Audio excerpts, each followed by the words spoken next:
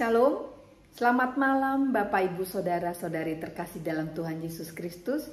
Pada saat ini kita akan merenungkan firman Tuhan yang diambil dari 2 Korintus 7 ayat 4. Namun sebelumnya, marilah kita bersatu di dalam doa. Bapa kami yang bertata di dalam kerajaan surga, terima kasih ya Tuhan untuk segala kebaikan Tuhan, penyertaan Tuhan yang boleh menyertai kami dari pagi hingga pada malam hari ini Bapa. Sehingga pada saat ini kami boleh merenungkan firman Tuhan. Berkati hati dan pikiran kami ya Bapa, agar kami boleh memahami firman Tuhan yang akan kami dengarkan pada saat ini. Hanya di dalam nama anak-Mu Tuhan Yesus Kristus kami sudah berdoa dan mengucap syukur. Amin. 2 Korintus 7 ayat 4, demikianlah firman Tuhan. Aku sangat berterus terang terhadap kamu, tetapi aku juga sangat memegahkan kamu. Dalam segala penderitaan kami, aku sangat terhibur dan sukacitaku melimpah-limpah. Judul untuk renungan kita pada malam hari ini saya memberi judul dengan menderita namun sukacita. Terbuka dan berterus terang adalah suatu sikap yang membuat orang lain boleh mengerti apa yang kita sedang rasakan pada saat ini. Rasul Paulus menyampaikan perasaan dan rasa puasnya terhadap jemaat Korintus yang sudah berubah sikap. Paulus bukan hanya menyampaikan perasaannya, namun Paulus juga mengungkapkan rasa bangganya terhadap jemaat Korintus. Walaupun Paulus banyak mengalami penderitaan, penolakan, hinaan, namun semuanya tidak sia-sia. Jemaat Korintus yang semula hidup di dalam pengajaran duniawi berubah mengikuti ajaran Kristus. Saat Rasul Paulus di Makedonia, ia mengalami kesusahan. Namun ia terhibur dengan kedatangan Titus.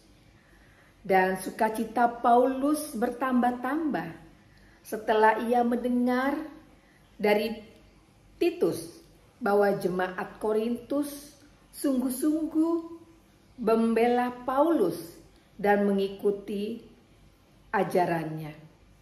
Walaupun sempat pada surat Paulus yang pertama, Paulus menegur jemaat Korintus dan jemaat Korintus pada saat itu sempat sedih.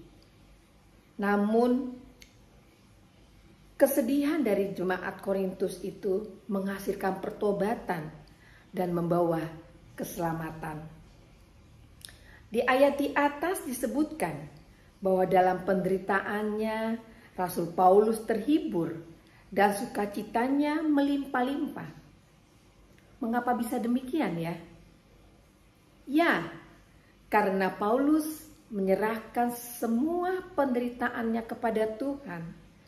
Sebab dia percaya bahwa Tuhan yang dia sembah adalah Allah yang senantiasa menolong dan tidak akan membiarkan dia.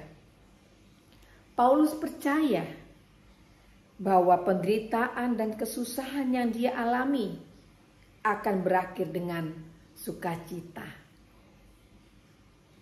Bagaimana dengan kita di dalam menjalani kehidupan kita?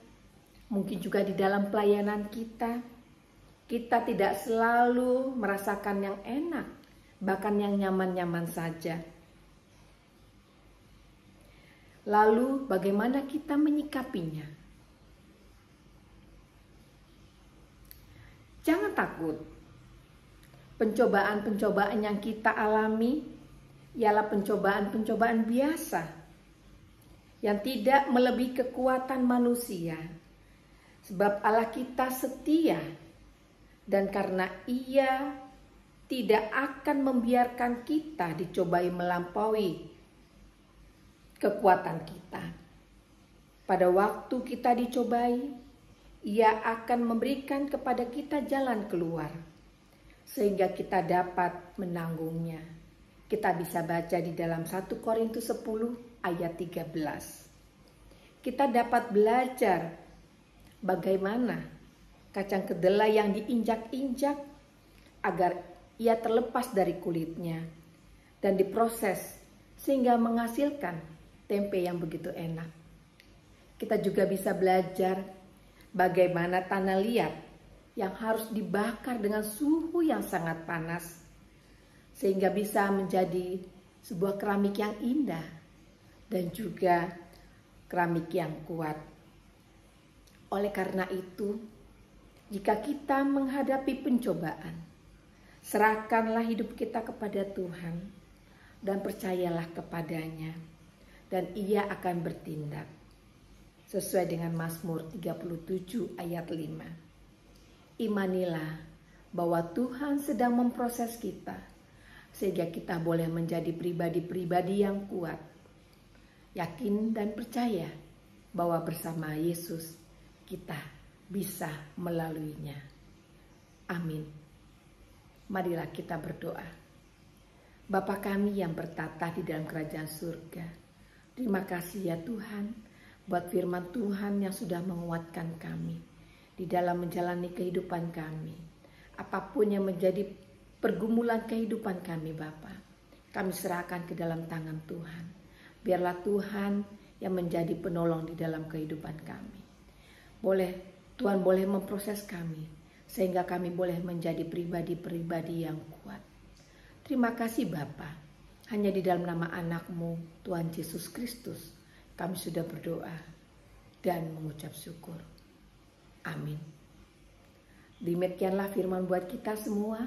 Kiranya Tuhan Yesus memberkati kita. Horas.